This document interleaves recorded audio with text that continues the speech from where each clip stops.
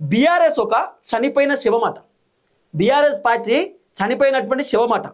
ఎవరు? రేవంత్ రెడ్డి చెప్తున్నటువంటి మాట. బీఆర్ఎస్ పార్టీని ఆయన ఒక చనిపోయిన శవంతో పోల్చారు. ఆయన అంటే ఎవరు? రేవంత్ అన్న. రేవంత్ అన్న బీఆర్ఎస్ పార్టీని ఒక చనిపోయిన శవంతో పోల్చిండు. ఏమంటున్నాడు రేవంత్ అన్న అంటే, చనిపోయిన శవానికి ఎంత అలంకరణ చేసినా తిరిగి ప్రాణం రాదు, బీఆర్ఎస్ పరిస్థితి కూడా ఇప్పుడు అలాగే ఉంది అని వ్యాఖ్యానించారు. చనిపోయిన శవానికి అలంకరణ చేస్తే ఆ శవం తిరిగి రాదు. బీఆర్ఎస్ పార్టీ పని కూడా అయిపోయింది. బీఆర్ఎస్ పార్టీ ఒక శవం లెక్క అయిపోయింది దాని పని అని చెప్పి నిన్న రేవంత్ రెడ్డి బీఆర్ఎస్ పార్టీని ఉద్దేశించి మాట్లాడే కార్యక్రమం చేసిండు. ఆ పార్టీకి కేవలం గతం మాత్రమే ఉందని, భవిష్యత్తు లేదని తేల్చి చెప్పిండట. బీఆర్ఎస్ పార్టీకి గతం మాత్రమే ఉందట, ఇక భవిష్యత్తు లేదట. బీఆర్ఎస్ పార్టీ చాప్టర్ క్లోజ్ అయిపోయింది, బీఆర్ఎస్ కథం అయిపోయిందని చెప్పి రేవంత్ రెడ్డి చెప్తున్నటువంటి మాట. సరే, బీఆర్ఎస్ పార్టీ కథం అయిపోయింది, బీఆర్ఎస్ పార్టీ చాప్టర్ క్లోజ్ అయిందని అనుకుందాం. మరి బీఆర్ఎస్ చాప్టర్ క్లోజ్ అయితే మళ్ళా జనాలు కేసీఆర్ భారీ బహిరంగ సభ పెట్టుడుతోటే కేసీఆర్ సభను టీవీలలో ఎందుకు చూస్తున్నారు? కేసీఆర్ సభను ఫోన్లలో ఎందుకు చూస్తున్నారు? మొన్న జరిగినటువంటి భారీ బహిరంగ సభ రేవంత్ రెడ్డి కంటే ఎక్కువ, దాదాపు లైవ్ కేసీఆర్ మాట్లాడినటువంటి మాటలు లైవ్లో 38 లక్షల మంది ఎందుకు చూసిరు? రేవంత్ రెడ్డి భారీ బహిరంగ సభ కేసీఆర్ పెట్టినటువంటి టైంకే కాటారంలో సభ పెట్టిండు కదా. మరి కేసీఆర్ పని అయిపోతే కేసీఆర్ ఏ టైంలో అయితే మాట్లాడుతున్నాడో అదే టైంలో రేవంత్ రెడ్డి కూడా మైక్ పట్టుకొని కాటారం సభలో మాట్లాడిండు. సేమ్, రెండు సభలు సేమ్. కేసీఆర్ సభ అదే రోజు పెట్టిండు, రేవంత్ రెడ్డి సభ అదే రోజు. కేసీఆర్ ఏ టైంలో మైక్ పట్టుకొని మాట్లాడితే రేవంత్ రెడ్డి అదే టైంలో మైక్ పట్టుకొని మాట్లాడిండు. మరి రేవంత్ రెడ్డి లైవ్ 6 లక్షల మంది జనాలు ఎందుకు చూసిరు? కేసీఆర్ భారీ బహిరంగ సభ live satellite channel, YouTube channel, అన్ని ఛానల్ కలిపి 38 లక్షల మంది లైవ్ ఎట్లా చూసిరు? కేసీఆర్ బీఆర్ఎస్ పార్టీ పని అయిపోయింది కదా, కేసీఆర్ పని అయిపోయింది కదా, మరి ఎందుకు చూసిరు? మరి కేసీఆర్ అన్న ఏడున్నావు, నువ్వు రా అన్న, మళ్ళీ నువ్వే కావాలన్నా అని చెప్పి జనాలు ఎందుకు పిలుస్తున్నారు కేసీఆర్ను? మంచో చెడో బీఆర్ఎస్ అధికారంలో ఉంటేనే బాగుంటుందని చెప్పి ఎందుకు అంటారు జనాలు? రేవంత్ పోవాలి, కేసీఆర్ రావాలి, కాంగ్రెస్ పోవాలి, బీఆర్ఎస్ రావాలని చెప్పి జనాలు ఎందుకు అంటున్నారు? ఇవన్నీ రేవంత్ నాకు అర్థం అవుతలేవా? తెలుసు, రేవంత్ నాకు అన్నీ తెలుసు.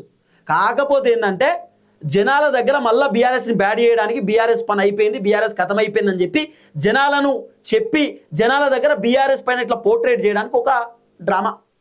అంటే కాంగ్రెస్కి చెప్పాలి, కాంగ్రెస్ లీడర్లకు చెప్పాలి, బీఆర్ఎస్ పని అయిపోయింది, మళ్ళీ మనమే అధికారంలోకి వస్తామంటే కాంగ్రెస్ లీడర్లు కూడా గట్టిగా పనిచేస్తారు కదా, మళ్ళీ మనమేనట అని చెప్పి ఎవరికి భయపడకుండా అట్లా లీడర్లకు ధైర్యం నింపడానికి, కార్యకర్తలకు ధైర్యం నింపడానికి ఒక ముచ్చడి చెప్తాడు అంతే.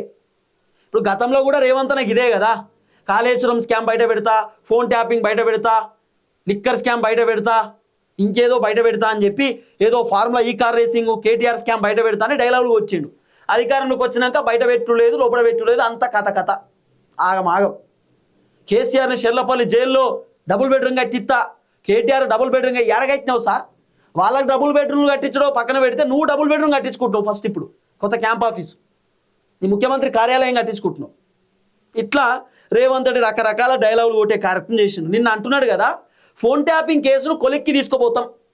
ఈ ఆడ ఫోన్ ట్యాపింగు, ఎవరు చేసిరు ఫోన్ ట్యాపింగు, చేసింది ఎవరు, కథ ఏంది, ఇన్నదెవడు, ఇన్నదేమో పోలీసులు, చేపించింది ఎవరో తెలియదు. ఈ వెనకాల ప్రభాకర్ రావు, భుజంగరావు, తిరుపతన్న, రాధాకిషన్ రావు, ఇట్లా మాట్లాడుకుంటూ పోతే శ్రవణ్ రావు, వీళ్ళంతా రావులే ఉన్నారు. ఈ రావుల వెనకాల కేసీఆర్ ఉన్నాడు, చంద్రశేఖర్ రావు ఉన్నాడు అని చెప్పారు. మరి కేసీఆర్ ఫోన్ ట్యాపింగ్లో ఉంటే రేవంత్ రెడ్డి వదిలిపెడతాడా? కేసీఆర్ని విచారణ చేసిన నందిరా గారి ఇంట్లో, కేటీఆర్ను, సంతోష్ రావును, హరీష్ రావును జూబ్లీ హిల్స్ పోలీస్ స్టేషన్లో విచారణ చేసిరు. ఏం తెలిసిర్రు? ఏం బయటకు వచ్చింది? రేవంత్ రెడ్డి నిజంగానే ఫోన్ ట్యాపింగ్ చేస్తుంటే, రేవంత్ రెడ్డి అంటున్నా, కేసీఆర్ ఫోన్ ట్యాపింగ్ చేస్తుంటే మొత్తం డేటా అంతా రేవంత్ రెడ్డి ఎప్పుడో బయట పెట్టేటోడు. ఇప్పుడు బీఆర్ఎస్ వాళ్ళు ఏం చెప్తున్నారు, Revanth Reddy still now Congress party ఎమ్మెల్యేల మంత్రుల ఫోన్లు ట్యాప్ చేస్తుండ్రు రేవంత్ రెడ్డి అని చెప్పి కేటీఆర్ చెప్తున్న మాట. ఇది వాస్తవమా కాదా? మరి ఇవి కూడా రేవంత్ రెడ్డి బయట పెట్టాల్సినటువంటి అవసరం ఉంటుంది. ఇక పార్టీ మనగడపై ప్రశ్నలట. పార్టీ మనగడ పైన రేవంత్ రెడ్డి కొన్ని ప్రశ్నలు అడిగినట్టు ఏమనంటే, తెలంగాణ రాష్ట్ర సాధన అనే లక్ష్యం నెరవేరిన తర్వాత ఆ పార్టీ ఆవశ్యకత ముగిసిపోయిందని ఆయన చెప్పిండట. బీఆర్ఎస్ పార్టీని ఉద్దేశించి మాట్లాడే కార్యక్రమం చేసింది రేవంత్ రెడ్డి. కేసీఆర్ తన పార్టీని ఉంచుతారో లేక మూసివేస్తారో ఆయనే తేల్చుకోవాలని ఎద్దేవా చేసిందట రేవంత్ రెడ్డి.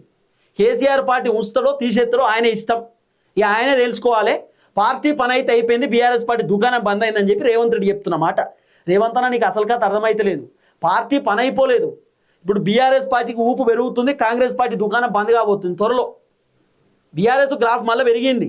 మీకు అర్థమవుతుందో లేదో, కాంగ్రెస్ పార్టీ గ్రాఫ్ మొత్తం తగ్గిపోతున్నది. కాంగ్రెస్ పార్టీ రేపో మాపో డమాల్ అయిపోయేటటువంటి అవకాశాలు కనబడుతున్నాయి తెలంగాణలో. ఎందుకంటే పక్క రాష్ట్రాలలో కూడా చూస్తున్నాం కదా కాంగ్రెస్ పర్ఫార్మెన్స్ ఎట్లుందో. మొన్న జరిగినటువంటి ఏదైతే ఎన్నిక, మహారాష్ట్ర ఎన్నికలలో మొత్తం కాంగ్రెస్ బొక్కబోర్లో పడ్డది. వేరే రాష్ట్రాలలో కాంగ్రెస్ పరిస్థితి ఏందో మీకు తెలుసు, ప్రత్యేకంగా నేను చెప్పాల్సిన అవసరం లేదు. మీరు పక్క రాష్ట్రాలు పోయి ఎన్ని డైలాగులు వచ్చినా ఎన్ని ప్రచారం చేసినా మీ మాటలు ఎవ్వరు నమ్మతలేడు. కాబట్టి మీ దుకాణం ఆల్మోస్ట్ బంద్ అయినట్టే లెక్క. తెలంగాణ రాష్ట్ర సాధన అనే లక్ష్యం నెరవేరిన తర్వాత ఆ పార్టీ ఆవిష్కగత ముగిసిపోయిందని ఆయన అన్నారట. చూడు ఎంత విచిత్రంగా ఉందో ఈ మాట. తెలంగాణకు సంబంధించినటువంటి సాధన అనే లక్ష్యం అయిపోయిన తర్వాత బీఆర్ఎస్ పార్టీ పని అయిపోయిందట. రాష్ట్ర లక్షణంలో అంటే రాష్ట్రం సాధించుకోవడానికి సక్సెస్ అయ్యారు కానీ మిగతా అన్ని ఫెయిల్ అయిపోయిందట కేసీఆర్. రేవంత్ రెడ్డి చెప్తున్నటువంటి డైలాగు. కేసీఆర్ కుటుంబానికి ఆ పార్టీకి ప్రజల్లో ఉన్న బంధం పూర్తిగా తెగిపోయిందని విమర్శించిందట. కేసీఆర్ బీఆర్ఎస్ పార్టీకి తెలంగాణ ప్రజలకి ఉన్నటువంటి బంధం తెగిపోయిందట ఎప్పుడో. KCR party chapter close. KCR పార్టీని ఎవరు నమ్ముతలేరు. కేసీఆర్ పార్టీ మళ్ళీ అధికారంలోకి వచ్చే పరిస్థితే లేదు. జనాలు అసలు కేసీఆర్ పార్టీని పార్టీ లేక చూస్తలేరు. బీఆర్ఎస్ అంటే జనాలు షీ అంటురు అని చెప్పి రేవంత్ రెడ్డి చెప్తున్నాడు. అది రేవంత్ రెడ్డికే తెలుసు. ఇక బీఆర్ఎస్ షీ అంటురా లేకపోతే కాంగ్రెస్ షీ అంటురా ఏం కథ అనేది రేవంత్ అని బాగా తెలుసు. కానీ రాజకీయ సమీకరణలు అట్టుగా ఇంకో ముచ్చడి చెప్పిండు. రాబోయే ఎన్నికలలో రాష్ట్రంలో 2 ప్రధాన కూటమిలు ఉంటాయని జోక్యం చెప్పారట. అంటే జోష్యం చెప్పిండట రేవంత్ అన్న. ఏం చెప్పిండు జోష్యం అంటే, కాంగ్రెస్ కమ్యూనిస్టులు కోదండరాం ఒక కూటమి, కాంగ్రెస్ అట్లనే కమ్యూనిటీ అదే కాంగ్రెస్ పార్టీ ఒకటి, కమ్యూనిస్టులు ఒకటి, కోదండరాం మేమంతా కూడా కూటమిగా పనిచేస్తాం. మేమందరం కూటమిగా పనిచేసి మళ్ళీ కాంగ్రెస్ అధికారంలోకి తీసుకొస్తాం. మళ్ళీ కాంగ్రెస్ అధికారంలోకి వచ్చి మళ్ళీ నేనే ముఖ్యమంత్రి అయితే మళ్ళీ వీళ్ళకి మంత్రి పదవులు ఇస్తా, వీళ్ళే మంత్రులుగా ఉంటారని చెప్తున్నాడు. ఇప్పుడు ఇక కూనం నేనికో మంత్రి పదవి ఇస్తాడేమో, కోదండరాంకో మంత్రి పదవి ఇస్తాడేమో, మేమందరం కలిసికట్టుగా పనిచేస్తామని చెప్పి రేవంత్ రెడ్డి చెప్తున్నటువంటి ఒక డైలాగ్. కాంగ్రెస్ కమ్యూనిస్టులు కోదండరాం కలిసి పనిచేస్తారట. బీఆర్ఎస్ మరియు బీజేపీ కలిసి మరో కూటమిగా ఏర్పడతాయని చెప్పి రేవంత్ రెడ్డి చెప్తున్నాడు. బీజేపీ బీఆర్ఎస్ 2 కలిసి కూటమిగా ఏర్పడతాయట. ఇంకేం చెప్తున్నాడు రేవంత్ రెడ్డి, బీజేపీతో పొత్తు ఉండదని కేసీఆర్ దేవుడి మీద ప్రమాణం చేయగలరా అని సవాల్ చేసిండు. కేసీఆర్కు రేవంత్ రెడ్డి చెప్తున్నాడు, కేసీఆర్ నువ్వు బీజేపీతో పొత్తు పెట్టుకుంటలేనని చెప్పి దేవుడి మీద ఒట్టేసి చెప్పు. నువ్వు త్వరలో బీజేపీతో పొత్తు పెట్టుకుంటున్నావు కదా, బీజేపీతో నువ్వు కలిసిపోతున్నావు కదా అని చెప్పి రేవంత్ రెడ్డి కేసీఆర్కి చెప్తున్న మాట. మరి రేవంత్ అన్న బీజేపీ పార్టీలతో టచ్లో లేడని చెప్పి ఒట్టేసి చెప్తాడా? రేవంత్ అన్న మొన్న Bharatiya Janata party ఎంపీలతో tiffin meeting పోలే? రేవంత్ అన్న బీజేపీ లీడర్లతో రెగ్యులర్గా టచ్లో లేడా? మరి ఇవి రేవంత్ అన్న కూడా చెప్పుకోవాలి. మరి దానిని తాను ఆత్మవిమర్శ చేసుకోవాలి, గుండెల మీద చేసుకుని. కవిత కొత్త పార్టీపై స్పందన. రేవంత్ రెడ్డి స్పందించింది ఏమని, కేసీఆర్ కుమార్తె కవిత కొత్తగా తెలంగాణ రాష్ట్ర సేన టీఆర్ఎస్ పేరుతో పార్టీ పెట్టడంపై స్పందిస్తూ ఉన్న పార్టీలకే దిక్కు లేదు, ఇక కొత్త పార్టీ ఎందుకని ప్రశ్నించినట్టు రేవంత్ రెడ్డి. ఉన్న పార్టీలకే దిక్కు లేదు, కొత్త పార్టీలో చేంజ్ చేస్తాయని చెప్పి రేవంత్ రెడ్డి చెప్పినట్ట. మరి దిక్కులేనటువంటి కాంగ్రెస్ పార్టీ తెలంగాణలో అధికారంలోకి వచ్చింది కదన్నా. ఏ పార్టీ దిక్కు లేకుండా పోదు. ప్రజల కోసం పనిచేసేటటువంటి పార్టీలు ఖచ్చితంగా మనుగడ గట్టిగా నిలుస్తుంది. ఖచ్చితంగా ప్రజల కోసం పనిచేసేటటువంటి పార్టీలు, ప్రజల సమస్యలపైన పనిచేసేటటువంటి పార్టీలు, ప్రజలకు న్యాయం చేసేటటువంటి పార్టీలు తెలంగాణలో నిలబడతాయి. తెలంగాణలో సక్సెస్ అవుతాయి ఆ పార్టీలు. దాంట్లో పెద్ద ఇబ్బంది ఏం లేదు కదా, దాంట్లో వచ్చిన బాధ ఏమున్నది. తర్వాత కేసీఆర్ కుటుంబం అంతా ఒకటేనని ప్రజలను మభ్యపెట్టడానికి విడిపోయినట్టు నటిస్తున్నారని మండిపడ్డాడట. ఇప్పుడు కవిత కేసీఆర్ తిట్టినా కూడా కేసీఆర్ తిట్టించుకుంటున్నాడా కవితతోటి? బిడ్డ నన్ను తిట్టు బిడ్డ, ఏం కాదు, నువ్వు నన్ను ఎంత తిట్టినా నేను పడతా, నన్ను గుంటనక్కన్నా పర్లేదు, మరమనిషి అని చెప్పినా పర్లేదు, ఏమన్నా అను బిడ్డ అని చెప్పి కేసీఆరే కవితతో అని చెప్పిండా? ఏం మాట్లాడతావు రేవంత్ అన్న? కన్న తండ్రి కన్న కూతురుతోటి మాటలు పడతాడా? కన్న కూతుర్ని తిట్టమని చెప్తాడా? నాకు అగ్నెస్ట్గా పార్టీ పెట్టుకొని నాపైనే పోరాటం చేయమని చెప్పి కన్న తండ్రి అంటాడా? కేసీఆర్కి ఏమవసరం కవితతో కొత్త పార్టీ పెట్టేయడానికి, కవితను కేసీఆర్ని తిట్టమని చెప్పడానికి? ఎవరి కోసమో తెలీదా? కల్వకుంట్ల కవితక ఎవరి కోసం పార్టీ పెట్టింది, ఎందుకోసం పార్టీ పెట్టింది, ఆమె పార్టీ పెట్టడానికి గల కారణం ఏంది, ఆమె పార్టీ ఎందుకు పెట్టింది, ఎవరు పెట్టించినారు, ఎవరు వెనకాల నుండి నడిపిస్తున్నారు, ఇదంతా తెలియదా? సమాజానికి తెలుసు కదా. ఇంకా ప్రత్యేకంగా మాట్లాడుకోవాల్సినటువంటి అవసరం ఏమున్నది? కేసీఆర్ కుటుంబం అంతా ఒకటేనని ప్రజలను మభ్యపెడుతున్నారని చెప్పిండు. వ్యక్తిగత అంశాలపై క్లారిటీ అట. కేసీఆర్ తనకు రాజకీయ ప్రత్యర్థి మాత్రమే కానీ వ్యక్తిగత శత్రువు కాదని స్పష్టం చేసిండు.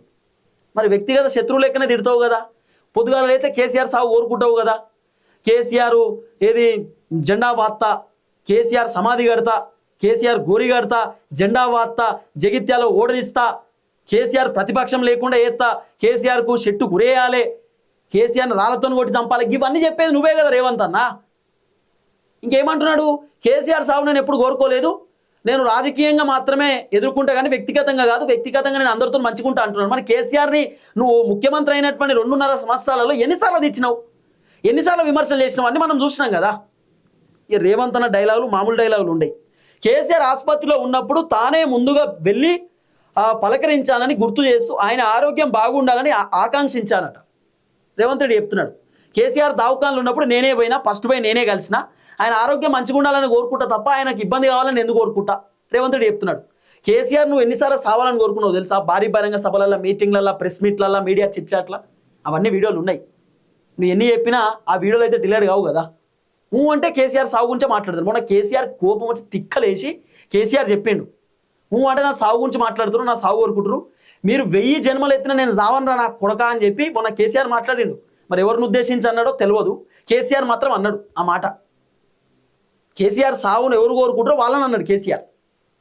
కాబట్టి మొత్తానికి రేవంత్ రెడ్డి చెప్తున్నాడు బీఆర్ఎస్ పార్టీ పని అయిపోయింది, బీఆర్ఎస్ పార్టీ దుకాణం బంద్ అయిపోయింది, సచిన శివంతో సమానం, కవిత పొలిటికల్ పార్టీ మస్తుగా వచ్చినాయి పార్టీలు, ఈ పార్టీలు ఏం నిలబడేటివి కావు, ఉన్న పార్టీ ఏమైతే కొత్త పార్టీ ఎందుకు, కేసీఆర్ని ఎవరు నమ్ముతలేరు, కేసీఆర్ దుకాణం బంద్ అయింది, తెలంగాణ సాధించిన వరకే కేసీఆర్, ఆ తర్వాత కేసీఆర్ పని అయిపోయింది, BRS party chapter close, BRS పార్టీని ఉంచుతాడా తీసేస్తాడా కేసీఆర్ ఇష్టమని ఇట్లా రేవంత్ రెడ్డి డైలాగులు కొట్టే కార్యక్రమం చేస్తున్నా. అంటే ఇండైరెక్ట్ ఏంటంటే మేమే ముఖ్యమంత్రి, మళ్ళా మేమే అధికారంలోకి వస్తాం, మేమే అంతా, బీజేపీ బీఆర్ఎస్ పొత్తు పెట్టుకుంటారట, రేవంత్ రెడ్డి కోదండరాం కమ్యూనిస్టులు పొత్తు పెట్టుకొని పోతారట ముందటికి రాబోతున్న ఎన్నికలలో.